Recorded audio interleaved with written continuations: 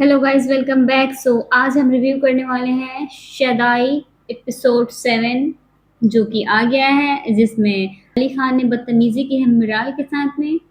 और अब मिराल उससे बहुत ज़्यादा गुस्सा है। आज का एपिसोड कैसा है, चलिए शुरू करते हैं। भाई, मिराल तो अपने जगह पे बिल्कुल सही है, क्योंकि बदतमीजी किए हो भाई तुम, और ऐसे कैसे बदतमीजी करने पे तुम्हें माफ़ कर दिया जाएगा।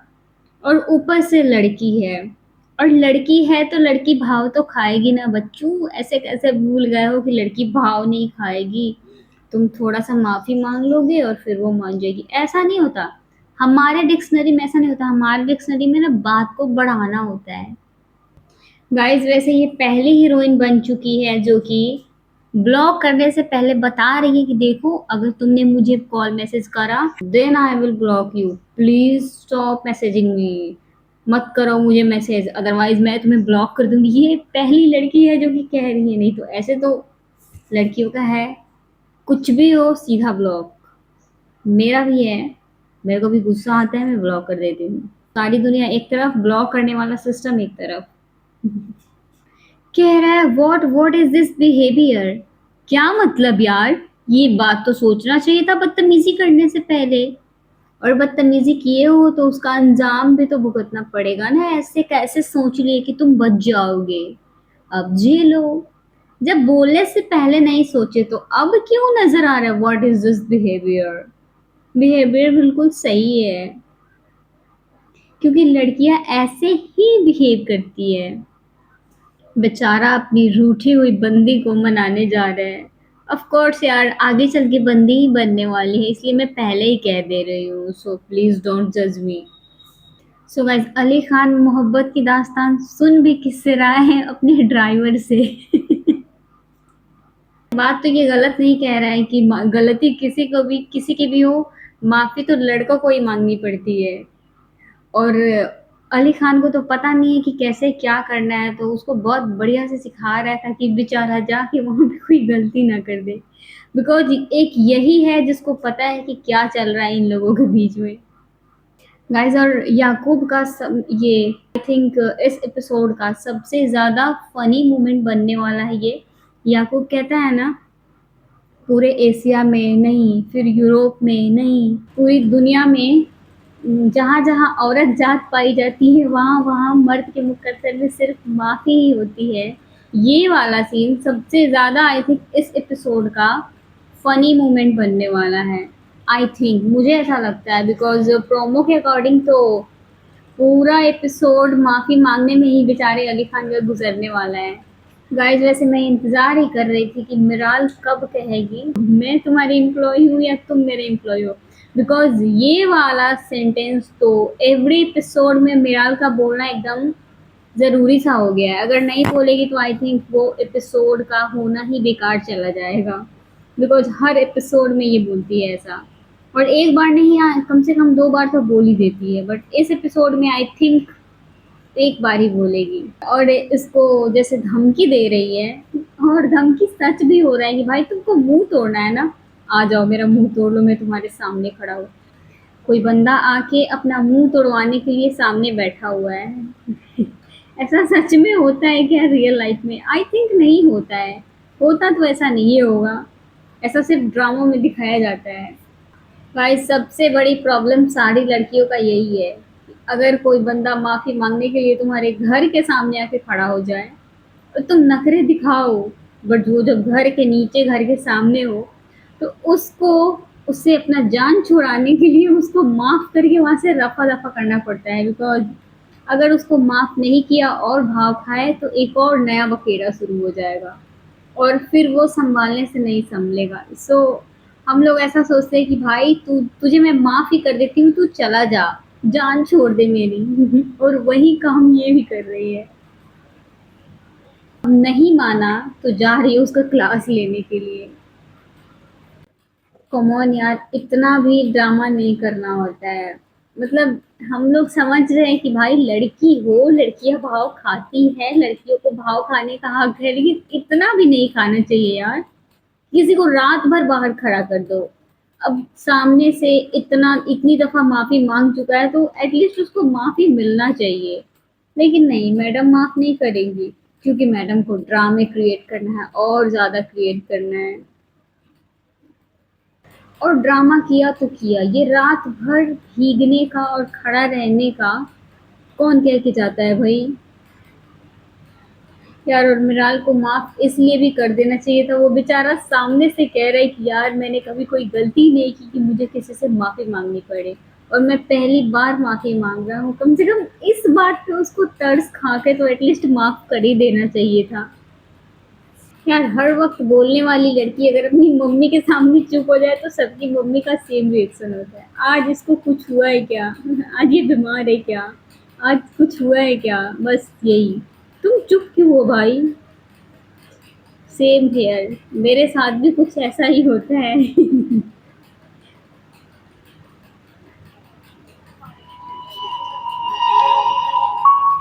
आप छोटे में कर लूंगी। भाई जब बारिश में भीगने के लिए बाहर छोड़ ही दी है तो अब इतना फिक्र करने का कोई बात ही नहीं है, कोई सेंस ही नहीं बनता है। ये सोच रही थी कि वो चला गया होगा बारिश देख के, उसको हल्के मिलेगी। गाइज वैसे आईफोन होने का सबसे बड़ा यही प्रॉफिट है, बारिश अच्छा खासा हो रहा है लेकिन इस बात से कोई फर्क नहीं पड़ा कि मेरा फोन भीग जाएगा बिकॉज वो खराब होगा ही नहीं। सोचो, मूसलाधार बारिश हो रही है और फिर उसमें भी बात कर सकते हैं बिना इस टेंशन का कि मेरा फ़ोन खराब हो जाएगा। यार वैसे मिराल का तो अब बहुत ज़्यादा ओवर हो रहा है, मतलब एक माफ़ी की बात है लेकिन उसको बढ़ा के मतलब आधा एपिसोड तो खत्म हो गया एक माफ़ी मांगने में और अब तक माफ़ी मिल नहीं रही है। ऊपर से पूरी रात बेचारा बारिश में भीग रहा है। मैडम के नखरे तो भाई इसका कोई जवाब नहीं है, इतना नहीं होना चाहिए। और मुझे ऐसे लोग बहुत ज़हर लगते हैं जो बात करते-करते बीच से कॉल डिस्कनेक्ट कर देते हैं और हमें पता भी नहीं चलता कि कॉल डिस्कनेक्ट हो गया है। मेरा तो दिल करता है मैं ऐसे-ऐसे लोगों को खून कर दूँ और यहाँ भी मैं सेम वही चीज़ करते हुए देख रही हूँ। वो बेचारा हेलो हेलो किए जा रहा है और ये कॉल डिस्कनेक्ट करके खिड़की बंद करके चली गई। ये क्या है भाई? ऐसे लोग को सुधरने की ज़रूरत है, बहुत ज़्यादा ज़रूरत है भाई। अपडेट करो अपने अंदर सब, खुद को अपडेट की ज़रूरत है। यार एटलीस्ट इस लड़के को ये ख़्याल तो आया कि सिर्फ़ वो एम्प्लॉयी नहीं इसका दोस्त भी है। मुझे तो लग रहा था कि सिर्फ़ एम्प्लॉयी इसको याद है, दोस्ती-वोस्ती जो भी की थी उससे, ये भूल चुकी है और फिर इतना ड्रामेबाज़ी कर रही है। जब बहन तुझे याद है कि वो तुम्हारा दोस्त है, तो फिर अपने दोस्त को इतना कौन सताता है, माफ़ कर दो जाके उसको। इतना भी ड्रामा क्रिएट करने की ज़रूरत नहीं है। चलो यार ये चाचा तो बहुत अच्छे इंसान निकले, बेचारे का फ़ोन भीग रहा है, इनको ख़याल आ गया, वो खुद भीग रहा है, इनको ख़याल आया और अपनी छतरी देके उसको चले गए। बहन ज़्यादा खुश होने की ज़रूरत नहीं है, वो गया नहीं है, वो वही है। ज़रा इधर-उधर नज़र भटकाओ फिर पता चलेगा कि वो कहीं नहीं गया। यार मुझे लग ही रहा था कि इसकी खुशी 2 सेकंड की है। ये खुश हो रही थी ना कि बड़ा आया, हीरो बन रहा था, मैं नहीं जाऊँगा और चला गया। खुश हुए इसको सेकंड भी नहीं हुआ था कि वो फिर से आके प्रकट हो गया। वैसे ये जो खुशी होती है ना ज़िंदगी में वो 2 सेकंड के लिए ही आती है। वो अलग बात है कि गम 2 दिन के लिए, 2 साल के लिए, 2 महीने के लिए ऐसे लॉन्ग लास्टिंग आता है दुःख, लेकिन खुशी तो सिर्फ़ छोटा-सा टाइम के लिए आता है, बिल्कुल इतू सा टाइम के लिए। लाइक बारिश का कोई छोटा-सा बूँद। गाइस वैसे मैं भी इसी के जैसी हूँ, मैं भी किसी के साथ कुछ गलत कर देती हूँ, मैं किसी को कुछ सुना देती हूँ, फिर मेरा आत्मा पूरे टाइम भटकते रहता है कि यार मैंने उसके साथ गलत किया है, क्यों किया है, मुझे माफ़ी माँग लेनी चाहिए और फिर मैं उससे 10 बार माफ़ी भी माँगती हूँ। मुझे तो ये समझ में नहीं आता कि मैं गलती करती ही क्यों हूँ कि मैं माफ़ी माँगने जाती हूँ।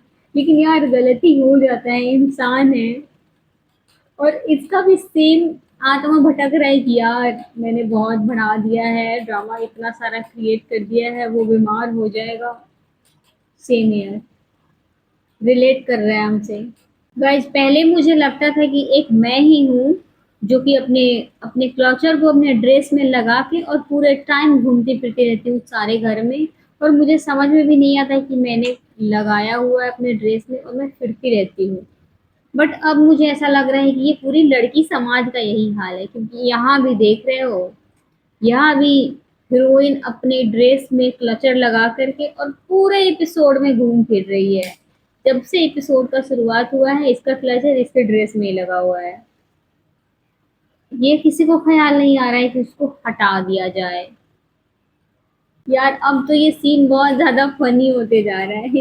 ये इस उम्मीद में झांक रही है कि वो चला गया होगा और वो खिड़की के पास में हंस रहा है। ये झांक रही है और वो मुस्कुरा रहा है कि नहीं भाई, तुम जो सोच रही हो कि मैं चला गया हूँ इतने हल्के में मत लो, मैं नहीं जाने वाला। वैसे जब इंसान को अपने जैसा इंसान मिल जाता है ना, फिर उसको हैंडल करना, उसको झेलना बहुत मुश्किल हो जाता है। और ये जैसी जिद्दी है वैसे वैसा ही जिद्दी इंसान इसको मिल गया है और इस वजह से ये हैंडल नहीं कर पा रही है।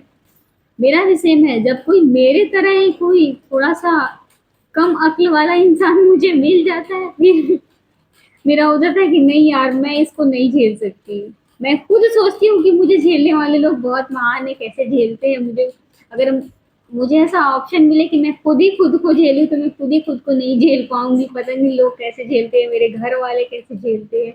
सेम यहाँ भी है, बार बार उसको कॉल करके कन्विंस कर रही है कि भाई तू चला जाए यहाँ से, लेकिन वो नहीं जाने वाला। चलो यार मुझे खुशी है बेचारे अली खान को माफी मिल गई। इतना लॉन्ग लास्टिंग माफी के बाद में माफी मिली है, मतलब 22 मिनट एपिसोड का निकल गया है जिसमें से ये 15 मिनट से बारिश में भीग रहा होगा और तब जाके इसको माफी मिली है। वैसे बहुत कीमती माफी है ये। क्या बात है यार। अली खान बोला था रूम का लाइट ऑन कर देने के लिए और सच में रूम का लाइट ऑन कर दी। और खुशी देखो बंदे की, ऐसे लग रहा है जैसे कि रूम का लाइट ऑन नहीं हुआ है, पूरा का पूरा चांद मिल गया है इसको। झूठ बोलने की जरूरत नहीं है बहन, तू लाइट तो ऑन की है इसी के कहने पे।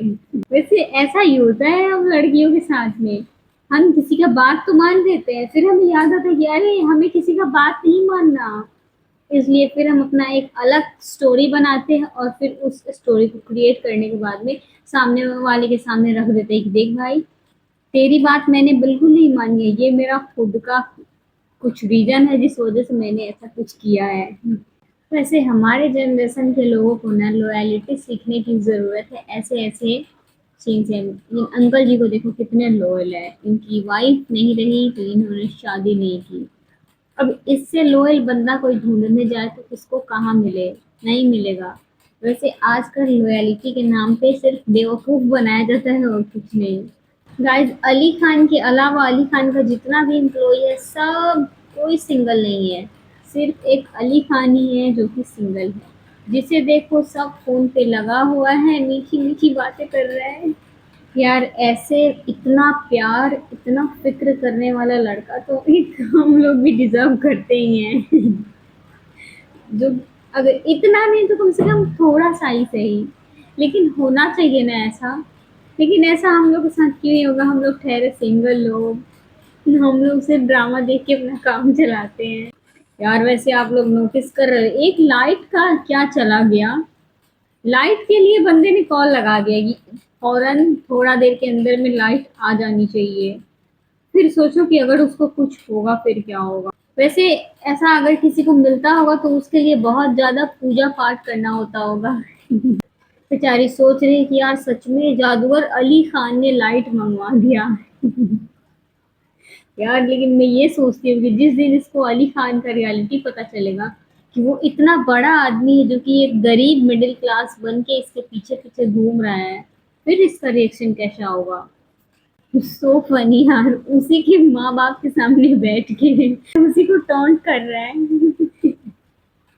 और ये जान रही है कि इसी के बारे में बात हो रहा है क्योंकि सारी हरकत इसी की है। तो कह रहा है पहले तुम नाश्ता कर लो, मालिक मकान को बाद में बददुआ दे देना।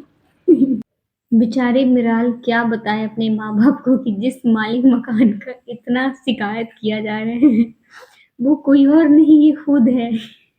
यार सबके साथ ऐसा ही होता है जब इंसान का चोरी पकड़े जाने वाला होता है। तो इंसान को सबसे पहले खुद की फ़िक्र होने लगती है कि नहीं यार मेरे को यहाँ से बच के निकलना है। और मेराल का रिएक्शन ऐसा है कि कर लो बेटा तुम्हें जितना करना है ना मेरे साथ कर लो। तुम मेरे घर से बाहर निकलो उसके बाद हिसाब लूँगी मैं। गाइज़ अगर कोई इंसान खड़ूस हो तो किसी के खड़ूसपन का तो कोई इलाज नहीं है। सो गाइज़ इस प्रकार से आज के एपिसोड का एंड होता है। आज के लिए बस इतना ही, मिलते हैं नेक्स्ट वीडियो में। आज का ऑल ओवर एपिसोड तो काफ़ी अच्छा रहा है, काफ़ी एंटरटेनिंग रहा है।